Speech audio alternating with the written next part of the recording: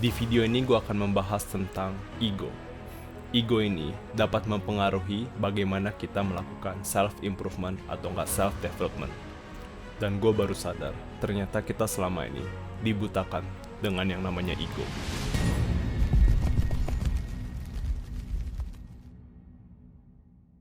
Menurut gue pribadi, ego itu berada di dalam bawah sadar kita, tanpa kita sadari. Dan kalau misalnya kita nggak pernah cek ego kita, tanpa disadari, dia akan mengendalikan hidup kita.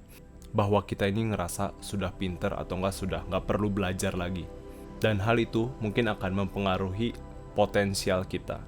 Mungkin kita bisa menjadi suatu hal yang besar, namun karena ego kita aja, mungkin kita nggak bakalan bisa menggerakkan seluruh tenaga kita untuk menjadi pribadi yang lebih baik. Di video ini gue bakalan ngebantu kalian untuk seen the unseen atau nggak melihat apa yang tidak terlihat. Bagaimana ego itu bekerja, bagaimana ego itu datang ketika kita ingin mau belajar tentang self-improvement. Dan mungkin kalian tanpa kita sadari, itu alasan kenapa kalian masih di situ-situ aja. 1. Pahami apa itu ego. Ego adalah suara di dalam hati kita ketika kita melakukan sebuah validasi. Mungkin kalau misalnya kita ngerasa kita udah tahu sesuatu hal, kita ingin menunjukkan dominance, kita ngerasa jauh lebih baik di antara teman-teman kita. Dan mungkin dengan karena ego kita pun malas untuk berubah. 2. Ketakutan akan kegagalan. Ketika kita memiliki ego, mungkin let's say status kita di sebuah tempat, kita akan sulit banget untuk menghadapi yang namanya tantangan. Kita ngerasa kita sudah terlalu nyaman di posisi yang kita miliki. Kita ngerasa kita memiliki otoritas akan suatu hal. Dan ego tersebut itu nggak bakalan ngeladenin yang namanya tantangan yang baru. Suatu hal yang besar ketika datang kepada kita mungkin akan menghindar. Dan itulah yang mempersulit kita untuk terus bertumbuh. 3. Tingkat kepercayaan diri yang terlalu tinggi. Ketika kita memiliki ego yang besar, kita akan menjadi pribadi yang arogan, terlalu overconfident. Menurut gua, overconfident baik-baik aja. Hanya saja kita harus tarik garis, mana yang antara kita ngerasa qualified di sini, makanya kita harus punya self-esteem, confident, kepercayaan diri. Namun ketika ada orang lain yang memberikan masukan kepada kita pun bisa merendahkan ego kita dan kita juga bisa menerima nasihat itu. Kalau misalnya ada yang menjatuhkan kita, ada baiknya kita melakukan yang tadi, self overconfident, mungkin itu penting. Tapi ketika ada orang yang niatnya adalah ingin membantu kita, atau nggak niatnya adalah ingin memperbaiki kita, turunkan ego kalian. 4. Comparison trap. Diri kita kadang suka compare dengan orang lain tanpa kita sadari. Apalagi kalau misalnya mungkin pekerjaannya dia jauh lebih baik daripada pekerjaan kita. Dan hal itu bener-bener gak bakalan ngebuat diri kita jauh lebih baik.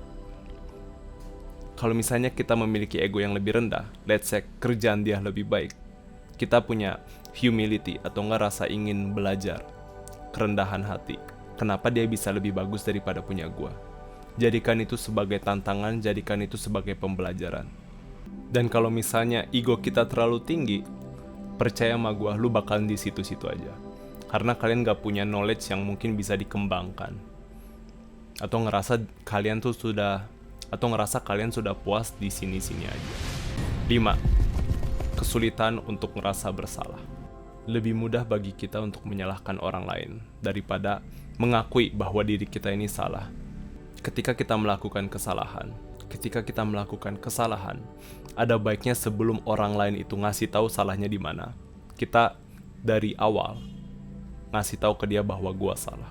Dengan kalian melakukan itu, ini bonus saja itu sebagai tambahan kita agar bisa menjadi pribadi yang berkarisma.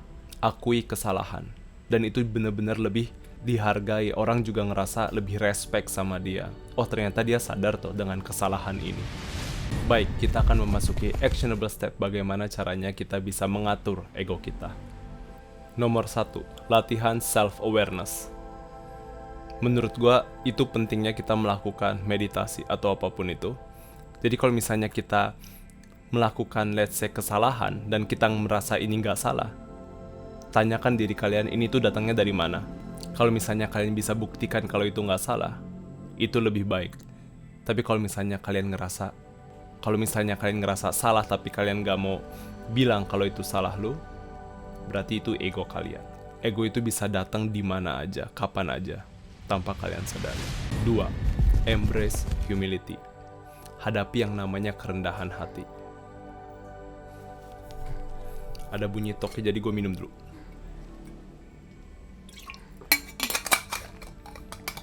Nggak tahu tokenya kedengaran apa nggak. Embrace humility. Humility di sini adalah ketika kita merendahkan diri kita untuk bilang, oke, gue harus ngelatih diri gue harus memperbaiki satu hal ini, gue harus memperbaiki perkataan gue, ucapan gue depan orang lain atau apapun itu. Ketika kalian melakukan kesalahan, atau kalau misalnya kalian ngerasa ada suatu hal yang perlu diubah, banyak orang yang mungkin pemimpin korporat gitu-gitu ngerasa gak perlu ngomong terima kasih, gak perlu ngomong minta maaf. Ada yang tipe-tipe seperti itu ya.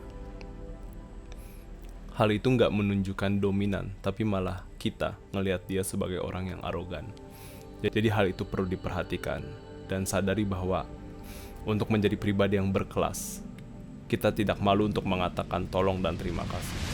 3. Kembangin belas kasihan kalian. Ketika kita melakukan error, ketika kita melakukan kesalahan, sadari, gak apa-apa, ini bagian dari perjalanan. Hadapin itu, minta maaf, dan kembangin. Jangan terlalu memukul diri kalian, jangan terlalu menyalahkan orang lain. Ketika kalian menyalahkan orang lain, itu dampak buruknya jauh lebih kelihatan dibandingkan kita diam, tenang, akui kesalahan, move on. Actionable step keempat, melepaskan diri kalian dari yang namanya comparison trap tadi. Ngomongin comparison trap, gue sering banget meng-compare diri gue sama content creator yang lain. Gue ngerasa mereka bisa memiliki video yang lebih bagus daripada punya gue. Kalau misalnya ego gue terlalu tinggi, gue gak bakalan mengubah video pertama gue dengan video ke yang 73 atau 4 ini. Dan menurut gue, video gue sampai sekarang ini bisa memiliki kualitas seperti ini berkat kerendahan hati gue untuk mau belajar, kerendahan hati gue untuk apa yang bisa gue kembangin. Ingat, ketika kita merendahkan ego kita, itu efeknya akan jauh lebih besar, jauh lebih bermakna daripada kita terus-terusan mengatakan bahwa kita 100% benar. Itu ibarat kayak pohon bonsai gitu ya. Kalau misalnya dipotong ego kita, itu akan menghasilkan bunga yang jauh lebih indah. Kelima, memiliki growth mindset. Ingat, kita hidup untuk belajar, bukan belajar untuk hidup. Ketahui bahwa setiap hari kita bisa belajar suatu hal, dan itu tergantung dengan otak kita bagaimana kita mau menghadapi pembelajaran baru itu. Apapun itu jenisnya, baik itu kesalahan, baik itu improvement, atau hal yang baru, itu semuanya datang dari otak kita. Jadi ketika kita memiliki mau terus diubah, mau terus dibentuk, kita bisa mengapresiasi diri kita. Kita bisa menjadi pribadi yang jauh lebih baik setiap hari. Gue kepengen kasih tahu ke kalian bahwa ego itu bukan diri kalian. Ego itu merupakan sebuah self-image yang mungkin datangnya dari pengalaman kalian, masa lalu kalian, tentang apa yang kalian pelajari, apa yang kalian ketahui tentang kehidupan ini. Dan terkadang kita mungkin bisa aja bilang kalau gue adalah orang yang paling pintar di ruangan ini. Tapi ingat, ketika kalian meng-establish itu, kalian ngerasa kalian seperti itu, kalian gak bakalan menerima apapun. Kalian hanya kasih, tapi kalian gak menerima pengalaman, wisdom, pengetahuan, apapun itu di dalam diri kalian. Gue yakin pasti kalau misalnya kita nurunin ego kita, itu jauh lebih worth it untuk jangka panjang. Gue yakin lu pasti bisa. I'm rooting for you.